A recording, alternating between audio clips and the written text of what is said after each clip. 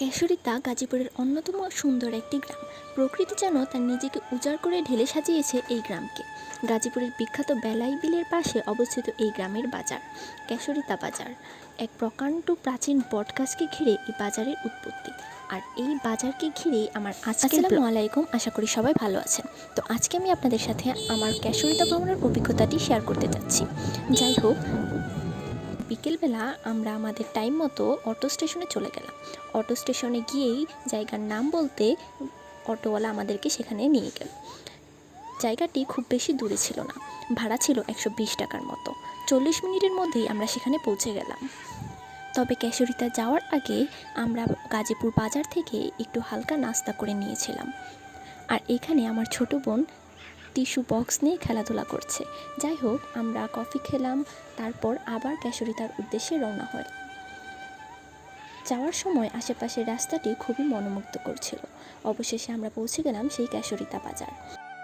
কেশরিতায় যে বিলটা রয়েছে সেটা হচ্ছে বেলাই বিল। গাজীপুরের সবচেয়ে বড় বিল এইটা। কেশরিতায় নিতান্তই একটি ভিলা গড়ে উঠেছে যার নাম হচ্ছে অ্যাকোয়াস ভিলা। ভিলাটি অত্যন্তই মনোমুগ্ধ করছিল এবং সেখানকার পরিবেশ খুবই মানসম্মত ছিল। অ্যাকোয়াস ভিলা থেকে কেশরিতার সৌন্দর্যটি খুব সুন্দরভাবে ফুটে উঠেছে। চারপাশটা খুবই মনোমুগ্ধকর দেখতে লাগছিল এবং পুরোটি খুব সুন্দরভাবে ফুটে উঠেছে।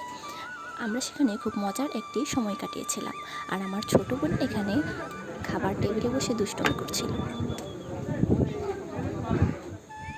কেশরিতায় যে শুধু নদ নদী এবং চারপাশের গ্রামীণ পরিবেশ এরকমটাই নয়, সেখানে রয়েছে বাচ্চাদের খেলার জন্য অনেক ধরনের রাইডস, যেখানে এন্ট্রি ফি ছিল মাত্র 20 টাকা।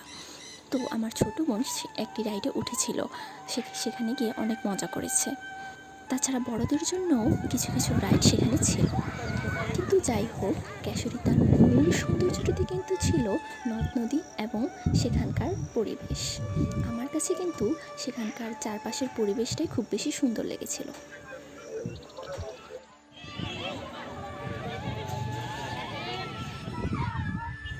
চারদিকের শীতল হাওয়া যেন পথের ক্লান্তি দূর করে দিচ্ছে। আপনারাও চাইলে ঘুরে আসতে পারেন গাজীপুর জেলার কালীগঞ্জ উপজেলায় অবস্থিত কেশরিতা বাজার থেকে।